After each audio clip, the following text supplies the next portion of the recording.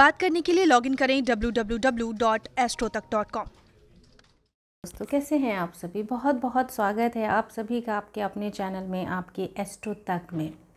इस चैनल को आप सब्सक्राइब कर सकते हैं, ऐप को डाउनलोड कर सकते हैं, फेसबुक पे हमें फॉलो कर सकते हैं और इंस्टाग्राम पर भी हमें फॉलो कर सकते हैं। हमारे सारे वीडियोस देखने के लिए आप बेल आइकन प्रेस करना मत भूलिएगा, जिससे समय समय पर आपको नए नए वीडियोस की नोटिफिकेशन मिलती रहे।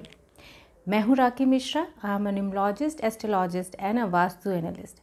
और आज मैं बात करूँगी आपके साथ कि वास्तु कैसे आपके बच्चों के नंबर्स में आपकी हेल्प कर सकता है, उनकी कंसंट्रेशन में हेल्प कर सकता है, स्टडीज़ में हेल्प कर सकता है, कैसे वो वास्तु के वजह से उनका कंसंट्रेशन इम्प्रूव हो सकता है और वो अपने एग्ज़ाम्स में अच्छे मार्क्स स्कोर कर सकते हैं।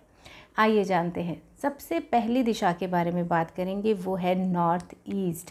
North east is the zone of clarity. इसे देवगुरु बृहस्पति की दिशा भी कहा जाता है वास्तु में।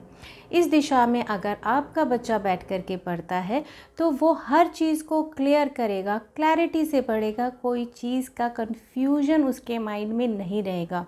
और अगर सब्जेक्ट में क्लैरिटी हो तो लर्निंग बहुत ईजी हो जाती है ना, सही बात। तो लर्निंग इजी करने के लिए जोन ऑफ क्लैरिटी में पढ़ने से आपके बच्चे को उसकी स्टडीज़ में और कंसंट्रेशन में हेल्प मिलेगी। दूसरी डायरेक्शन की हम बात करते हैं, that is the zone of churning, east of south east. Zone of churning इसको बोलते हैं। अगर इस दिशा में बैठ कर के आपका बच्चा पढ़ता है तो वो ज़रूरत से ज़्यादा हर सब्जेक्ट पे एनालाइज करेगा, चर्न करेगा, उसका नो हाउ जानने की कोशिश करेगा। लेकिन जब आपके एग्ज़ाम टाइम होते हैं तो उस समय पे आपको लर्निंग बहुत इम्पॉर्टेंट होती है, लर्निंग का कंसंट्रेशन बहुत इम्पॉर्टेंट होता है। जो बच्चे रिसर्च वर्क की तरफ जाना चाहते हैं उनके लिए ये दिशा बहुत अच्छी है, क्योंकि रिसर्च वर्क का मतलब ही ये होता है कि आप एक छोटे से छोटे पॉइंट को भी उसके ऊपर भी वर्कआउट करें। लेकिन जो हमारे 10th 12th या ग्रेजुएशन के बच्चे हैं उनके लिए ये दिशा बिल्कुल भी ठीक नहीं है। तो रिसर्च वर्क वालों के लिए तो ये दिशा अच्छी है, बट छोटे बच्चों के लिए ये दिशा उतनी अच्छी नहीं है। दूसरी दिशा की बात करते हैं, वो है ईस्ट ऑफ नॉर्थ ईस्ट।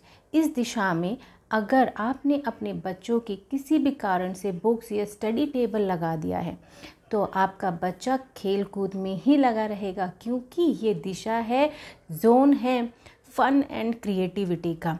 यानी कि इस दिशा में आपका अगर स्टडी टेबल है तो उस पर बैठ कर के बच्चा किसी न किसी तरह की आर्ट, फन, एक्टिविटी, खेल कूद इन्हीं चीज़ों में लगा रहेगा। तो कोशिश करिए कि आपके बच्चे का study table east of north east में ना हो। अब हम बात करते हैं अपनी अगली दिशा के बारे में, वो है west of south west. This is called the zone of retention. इस दिशा में अगर आपके बच्चे का स्टडी टेबल है या फिर बच्चों के बेडरूम, स्टडी रूम के लिए ये दिशा एकदम परफेक्ट मानी गई है वास्तु में।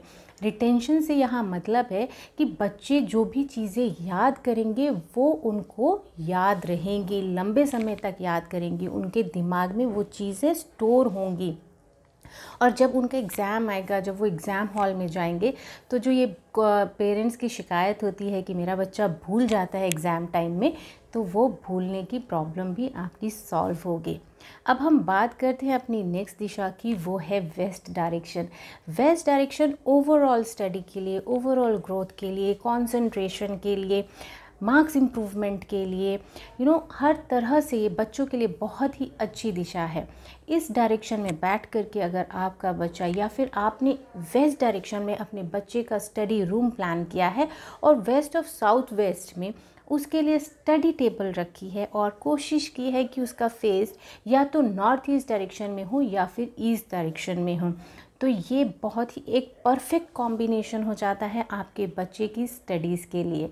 तो दोस्तों, आप वास्तु की इन छोटी छोटी चीज़ों को, इन डायरेक्शन की इम्पॉर्टेंस को समझते हुए अपने बच्चे के स्टडी टेबल्स की प्लेसमेंट करिए, उनके बुक शेल्फ की प्लेसमेंट करिए, जिससे आपका बच्चा एग्ज़ाम में अच्छा करे, डरे नहीं और उसका कंसंट्रेशन भी वीक ना हो।